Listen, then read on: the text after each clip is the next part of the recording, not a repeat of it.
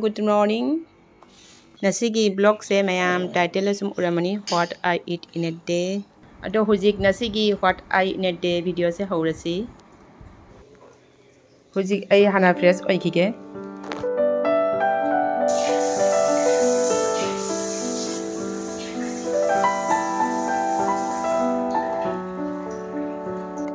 Ay fresh oina loire.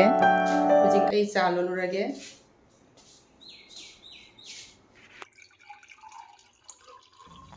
First ay ising glass ma hantak kini.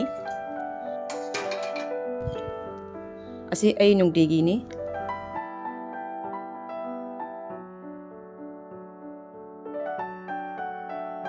Hujik ay cha lolani cha thangatle.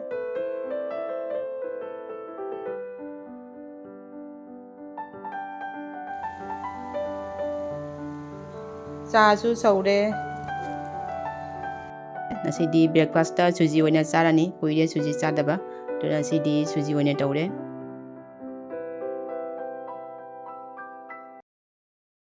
sini hape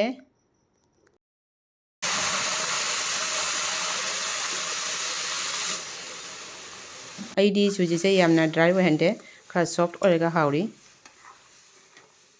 dry fruits jauri hona haubani nasidi dry fruits yaudre dry fruits su leitre duna si haptre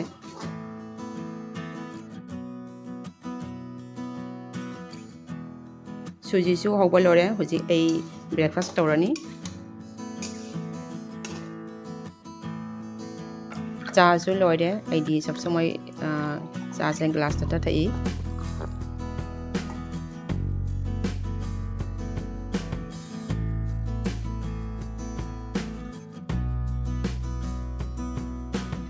breakfast tauba lore adu matung da huji ai samgi yatang care to bige ai samsigi hujik samse hana phajana hatoni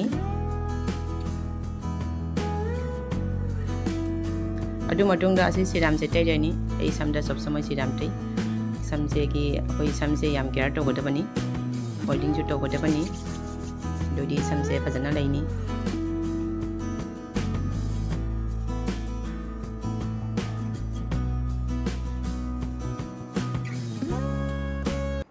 adu matung da hujik ai asi protein se thani protein x yam phai asi protein se health kitamuta jam afaba protein ni protein se so yam dre loitore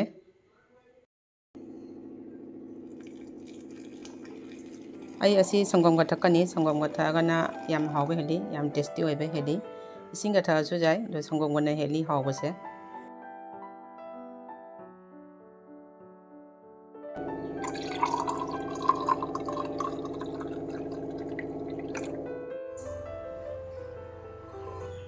yam tasty ni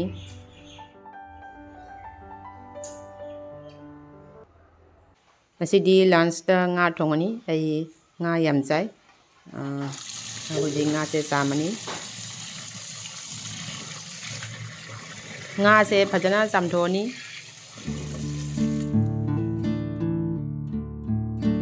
sina nga gi mabuk hawai ama thongi hoji nga si su fry tawrani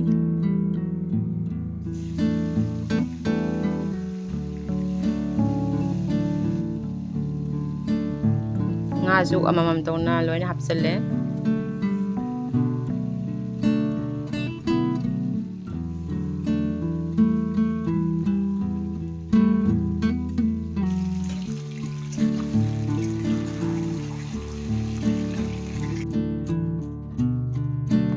nga se phajana ngaurani nga su mundore sunda hawai su mulle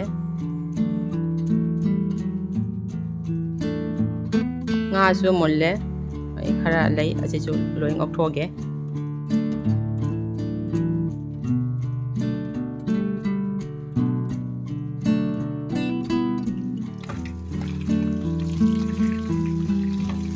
ase su mulle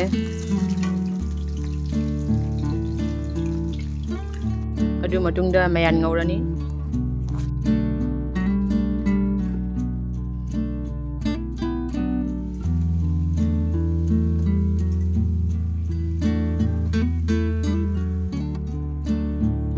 mayansu mundore.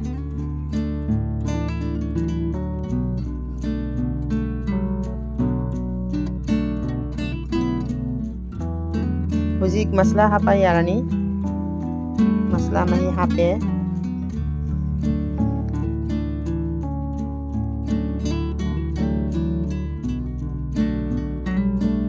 Nga fry mayam se loi hapsen kharani.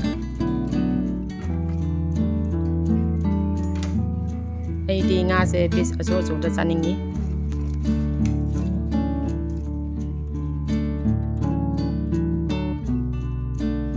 Nasigi hinjang se khara yam thonge meso yauri. Jira thai e, meat masala khara thai e, garam masala so khara.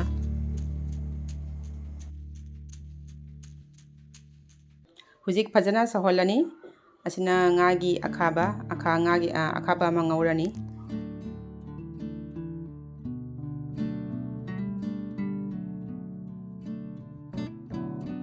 Aidi ngagi akhaba se yam pami, akhoi mung loina pami.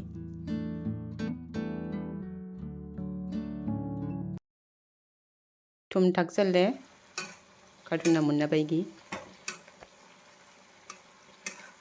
Aidi saning bana loire.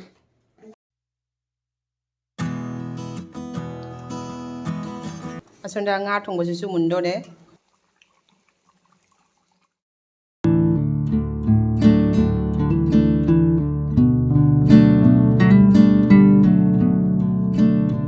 Saksu thongba loire huzik charani. Chak chaba loina huzik kon mo phengdoye. Barogi chak chaba loire huzik kon mo phengdoye aidi duty. Huzik sandagi dup thamai mu thare. Adu matungda sandagi samu lolale. Sidi sandadadi jangang thakani. Dona phajana sing tespada loi hapsalle.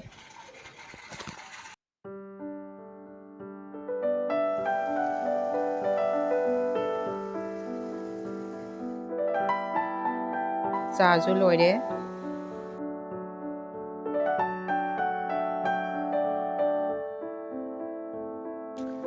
Ai cha se chini ngang bana leini.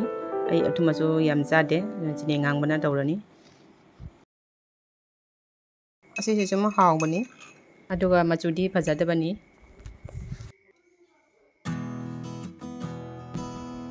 Sina aigi cha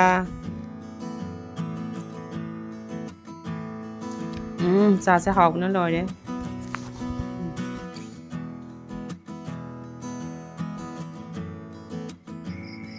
Asina anar pomegranate ama khatang ngairame.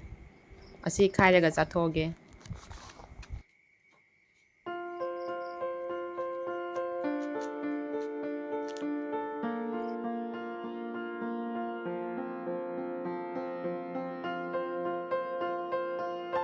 Mamaga aiga chare.